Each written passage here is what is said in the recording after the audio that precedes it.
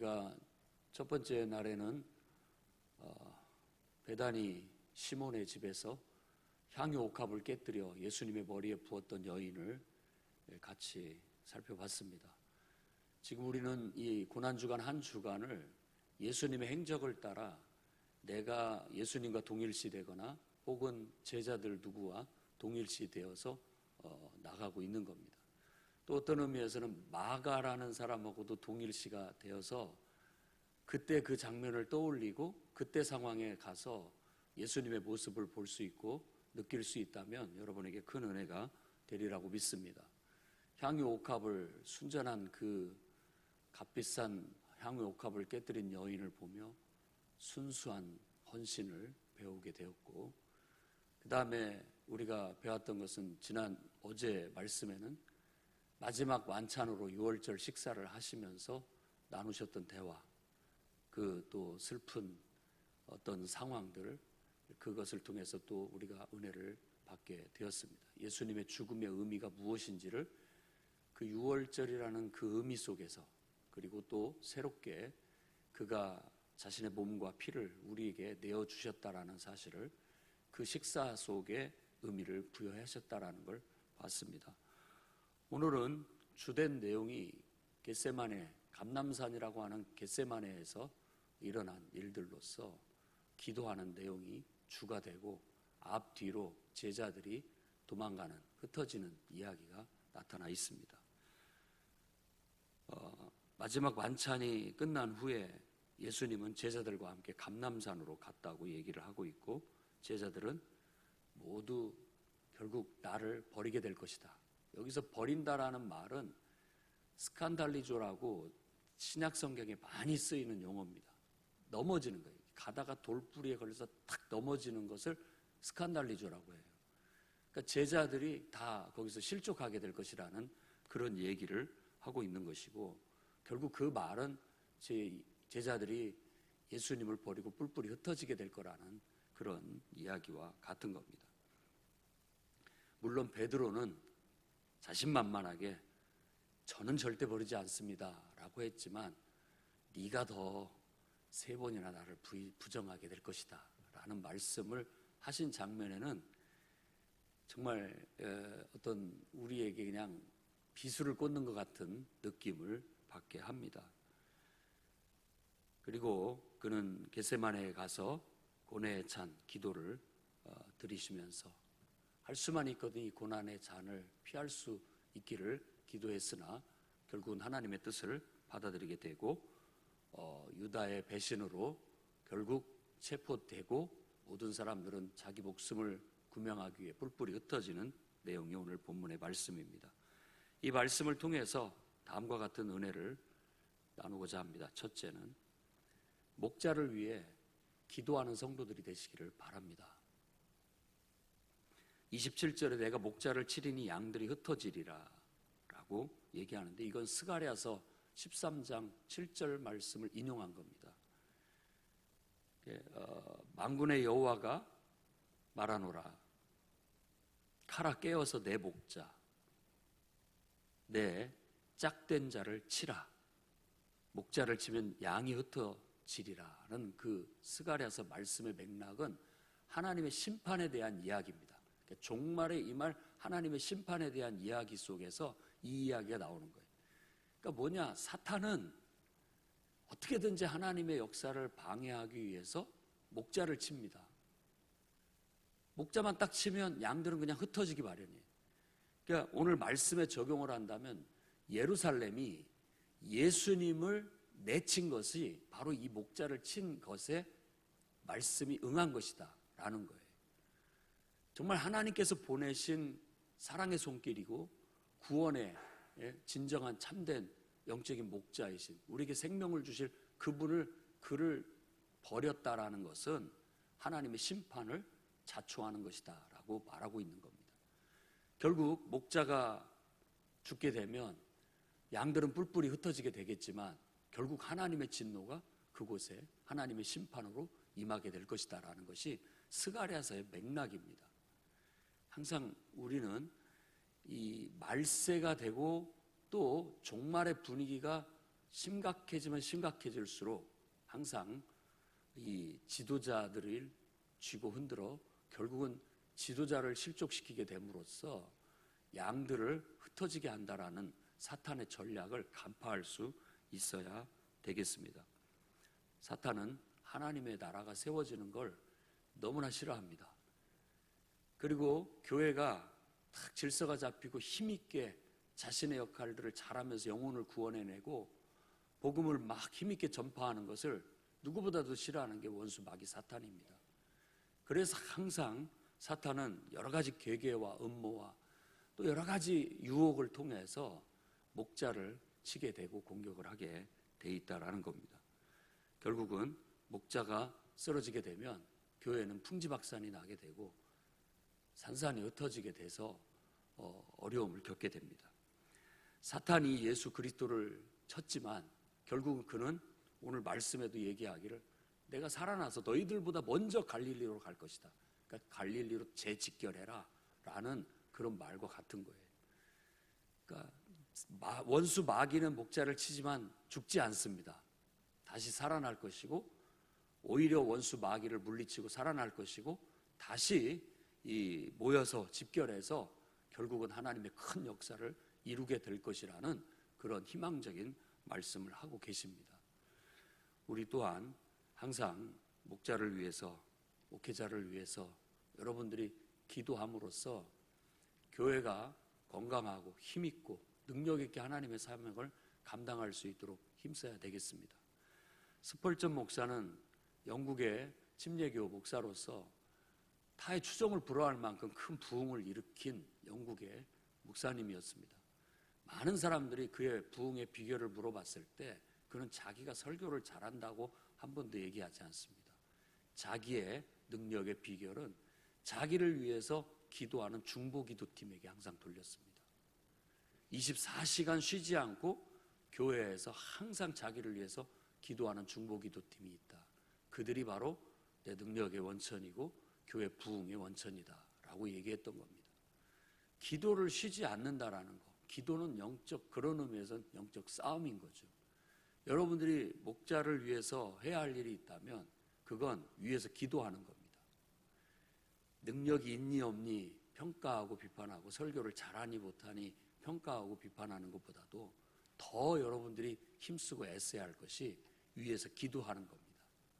기도할 때 하나님이 역사하시고 또 그를 통해서 하나님의 뜻을 나타내시도록 이렇게 하게 된다면 그것이 결국은 목자를 위한 기도지만 결국은 그 목자가 제대로 서야 양들에게 다 모든 혜택이 돌아가기 때문에 나를 위한 기도라는 걸 금방 알 수 있는 것이지요.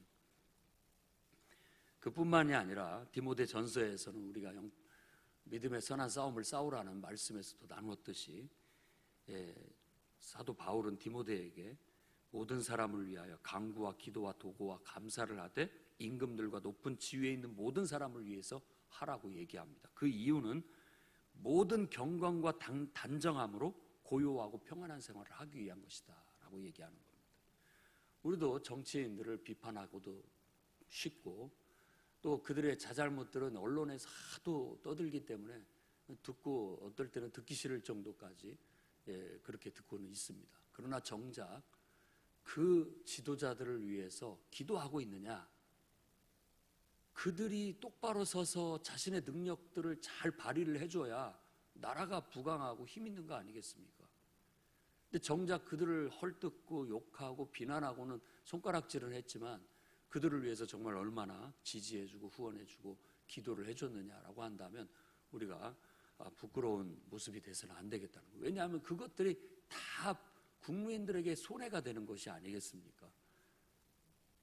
결국 그들이 똑바르게 정직하게 바르게 자신의 역할을 잘 수행할 수 있도록 우리가 기도로 하고 그런 유혹에 넘어가지 않게 해달라고 하고 모든 이 나라 지도자들, 통치자들, 또 정부, 공무원들 모두가 각각 있는 위치에서 제 역할을 충실히 잘하게 해달라고 그래서 힘 있는 나라가 되게 해달라고 기도하는 것이야말로 나를 위해서 기도하는 겁니다. 그만큼 그 혜택은 나에게 돌아오게 될 것이고 내가 정말 경건과 단정함으로 고요하고 평안하게 복된 삶을 살 수 있고 신앙생활을 잘 할 수 있기 때문에 그렇습니다. 오늘 예수님은 제자들을 데리고 기도의 자리에 가서 나를 위해서 기도해라. 깨어서 기도해라. 시험에 들지 않게 해서 기도하라. 제자들을 다 데리고 갔지만 또 3명, 베드로, 요한, 야고보 3명만큼은 따로 또 더 가까이 데리고 가서 기도하기를 바랬지만 사실 그들이 연약하여 기도를 제대로 잘해내지는 못합니다. 그렇지만 주님의 마음은 무엇입니까? 나와 함께 기도하자.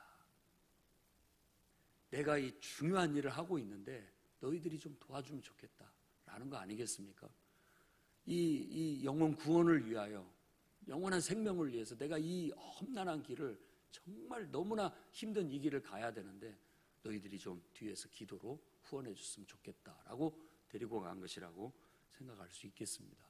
그러니 성도들도 함께 목회한다는 마음으로, 함께 하나님의 일을 한다는 마음으로, 또 단상에 있는 설교자가 설교를 하는 게 아니라 내가 함께 설교한다는 마음으로 기도로 후원하면서 듣고 또 같은 마음이 돼서 해나가게 된다면 당연히 교회는 힘있고 정말 원수 마귀 사탄은 조금도 틈도 발견하지 못하고 놀라운 하나님의 역사를 이루어 나갈 수 있다고 믿습니다. 그러니 목자를 위해, 지도자를 위해 기도하는 성도들이 되시기를 바랍니다. 두 번째로는 기도의 장소를 꼭 만드시기 바랍니다. 감람산은 원래 전통적으로 기도하는 장소였습니다. 하나님이 장차 세상에 재림하실 때도 이 감람산에 재림하시죠. 구약 성경에는 그 하나님의 임함이고 심판인데 심판하실 때 이 감람산에 임한다고 했어요.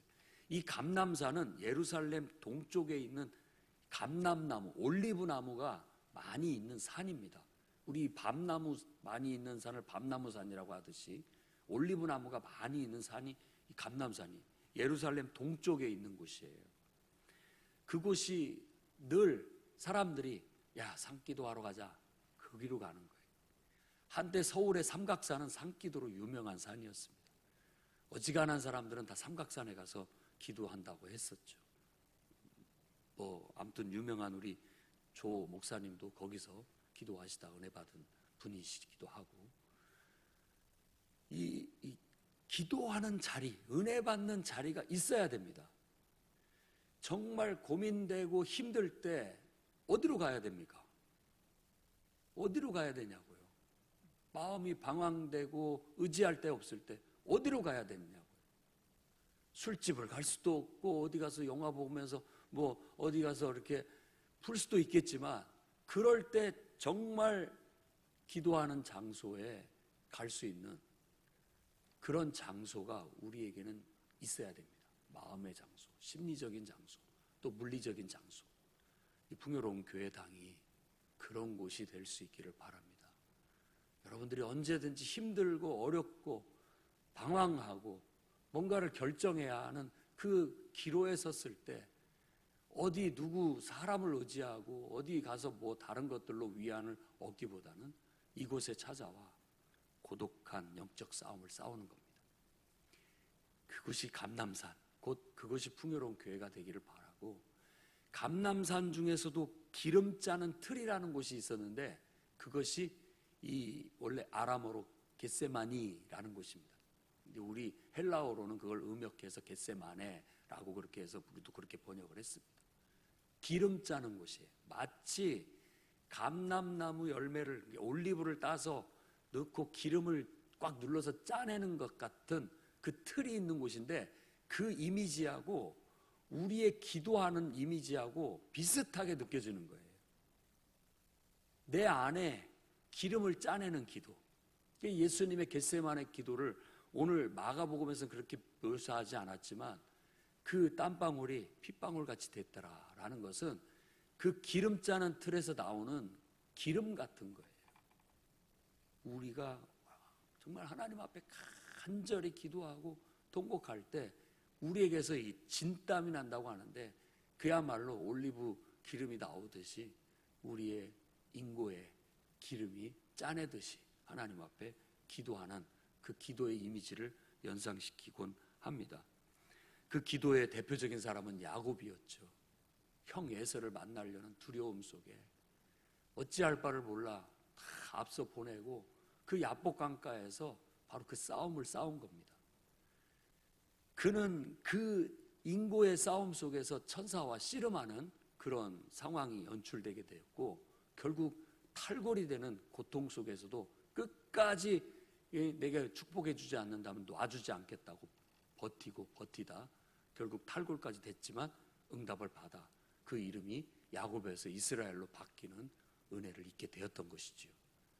그게 바로 기름을 짜는 인고의 고뇌의 기도라고 할 수 있겠습니다. 우리에게는 기도의 장소도 필요하지만 그곳에 가서 정말 내 모든 걸 짜낼 수 있는, 그래서 내가 변화될 수 있는, 내가 새로워지고 거듭날 수 있는 그런 기도의 장소, 그런 은혜의 장소가 우리에게 있다면 그건 복이고 축복이라고 여겨집니다. 그런 교회 예배당을 항상 신성하게 관리하십시오. 이곳을 떠올리면 자꾸만 부정적인 생각이 떠오르거나 부정적인 어떤 사건이나 일이 떠오르지 않도록 관리를 하십시오. 이곳은 은혜의 자리로서 존재해야 됩니다. 신성해야 돼요. 여기에 세상적인 거라든지 인간적인 요소들이 끼어서 은혜를 막아버리거나 집중을 막아버리거나 기도를 막아버리게 되면 안 됩니다. 이곳만큼은 더럽히지 말아야 됩니다. 나에게 있어서는 적어도 신성한 곳, 이곳에는 언제든지 오면 위안을 얻을 수 있고 위로받을 수 있고 기도 응답받을 수 있고 내가 변화될 수 있고 기적을 경험할 수 있고 축복받을 수 있고 병 고침을 받을 수 있고 하나님을 만날 수 있는 그런 곳으로서의 신성함을 유지할 수 있어야 되고, 그것을 파괴하는 어떤 요소도 허락하면 안 됩니다. 스스로가 거부해야 됩니다. 그래서 잘 보관하면 언제든지 예배당을 들락거릴 때마다 우리는 그 거룩함을 입게 되고 신성함을 입게 되고 은혜를 받게 되고 해결받게 되고 치유받게 되고 새로운 결단을 하게 되고 그야말로 은혜의 보고가 되는 것이죠. 통로가 되는 거죠.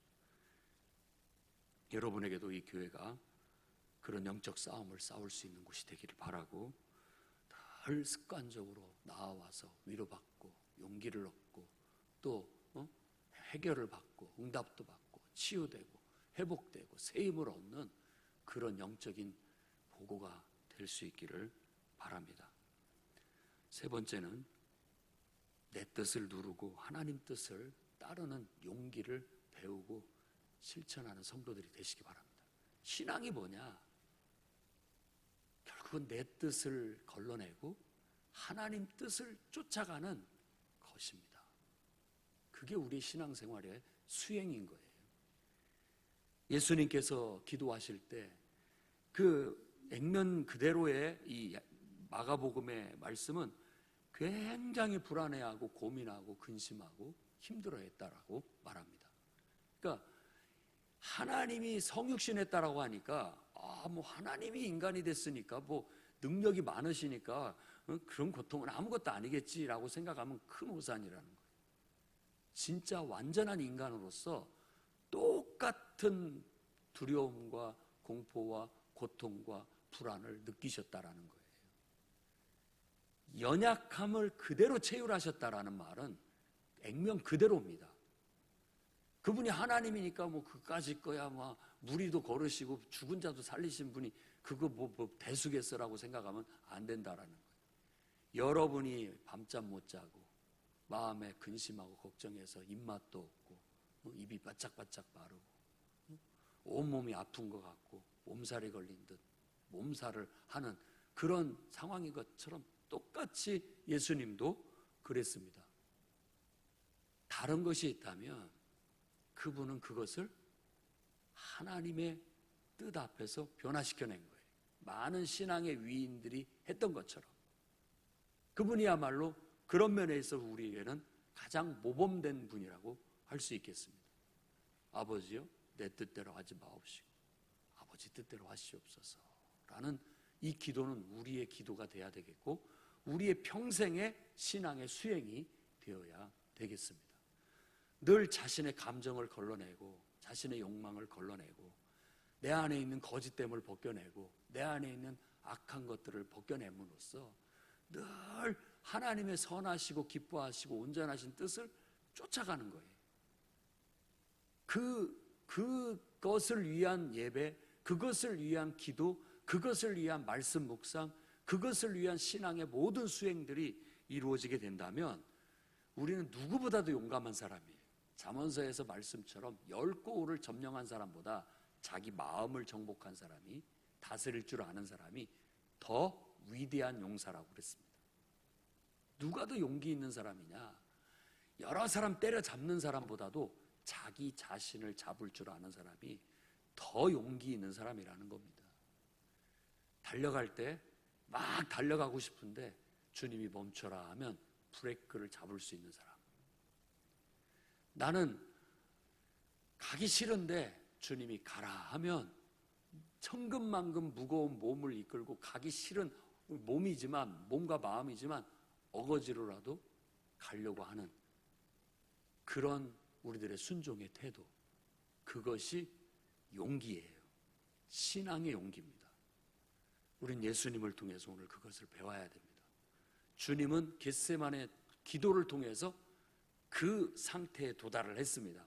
그러나 뭔지 상황 파악 못하는 순진한 제자들은 지금 왜 우리가 여기서 기도를 해야 하는지 이유를 모르기 때문에 잠만 와요. 잠만 옵니다. 이유를 모르고 필요성을 못 느끼니까. 그러나 이들 또 언젠가는 그걸 느끼게 되면 예수님처럼 기도할 날이 올 겁니다. 그리고 지금 막 예수님을 잡으러 온 무리들 앞에서 막 몽둥이 들고 칼 들고 잡으러 오니까 그 순간 당황해가지고 어떤 사람은 마가복음에서 그 이름을 밝히지 않습니다. 다른 곳에서는 시몬 베드로라고 얘기를 하지만 막 칼을 들고 귀를 자르고 막 폭력적으로 대항을 하거나 나머지는 혼비박산에 걸음아 나 살려라 하고 그냥 도망치기 급급한 거예요. 이런 당황스러운 상황 속에서 하나님이고 신앙이고 믿음이고 충성이고 아무 생각도 안 나는 거예요. 이미 자기 자신한테 그냥 사로잡힌 거죠. 자신의 감정, 자신의 본능, 모든 것에 사로잡혀서 자신의 감정과 본능과 그 모든 것대로 그냥 행동하고 마는 거예요. 그 모습을 가장 잘 보여주는 것이 바로 혼이불로 벌거벗은 몸을 혼이불로 감싸고 쫓아가다가 혼비백산에서 그거 벗어던지고 벗은 몸으로 도망한 건데 그게 바로 우리의 자화상이라는 겁니다. 학자들은 그 사람을 왜 묘사를 했느냐, 그게 그 마가다. 이 성경을 기록한 사람 자신의 자화상을 거기다 집어넣은 거다. 미켈란저의 그림을 보십시오. 그 그림 속에 자기를 항상 넣습니다. 화가들도 자기를 거기다가 살짝 묘사를 해놔요. 아무도 몰라요. 자기만 알아. 자기를 묘사하는 것처럼 이 성경의 작가들도 이 마태복음, 누가복음, 마가복음대로 자기 자신을 살짝 언급을 합니다. 요한복음도 마찬가지. 아마 이것이 그것이다라고 생각하는데 알 길은 없죠. 하지만 이 대목에서 이 벌거벗고 도망친 모습을 우스꽝스럽게 또 부끄럽게 보여주는 것은 우리 모두 하나님 앞에 성숙되지 못하고 정말 내 뜻을 굽히고 하나님의 뜻을 쫓아가려는 신앙의 수준에 이르지 못한 미숙한 우리들의 부끄러운 자화상을 이렇게 보여주고 있는 겁니다. 우리가 내 뜻을 걸러내지 못하고 하나님 뜻을 쫓아가지 못하게 되면 항상 이 벌거벗고 도망치는 이 한 청년의 모습과 같은 모습입니다. 언제까지 그 상태로 갈 수는 없습니다. 우리도 예수님처럼 뭔가 깨닫게 되고 믿음을 알게 되고 기도를 배우게 되고 말씀을 깨닫게 되고 또 신앙의 맛을 경험하게 되고 성령을 체험하게 되면 어느 순간 우리도 예수님처럼 될 겁니다. 당당하게 내가 뭐 잘못한 것이 있느냐, 너희가 왜 나를 도적이나 죄인 취급하면서 칼과 몽둥이를 들고 잡으러 왔느냐, 벌건 대낮에 당당하게 떳떳하게 내가 잘못했으면 잡으러 올 일이지 왜 이렇게 이 밤에 몰래 찾아왔느냐? 하지만 이 모든 것이 우리 아버지의 뜻이기에 나는 그저 순종할 따름이다. 그 사람들에게 체포되신 것이 아니라 하나님 뜻을 따라가신 겁니다. 완전히 달라요. 우리의 인생도 성숙한 신앙인으로서 정말 하나님의 뜻을 따름이지 사람에게 휘둘리는 것이 아니라는 거, 사람에 의해서 좌지우지되는 것이 아니라는 거, 환경에 의해서 좌지우지되는 것이 아니라 언제든지 성숙한 신앙인으로서 하나님 뜻을 따릅니다 라는 그런 인식을 갖고 당당하게 고개를 빳빳이 들고 정말 하나님 앞에 순종하는 마음으로 의로운 그 길을 따라갈 수 있는 여러분이 되시기를 주의 이름으로 축원합니다. 기도하겠습니다. 거룩하신 주여,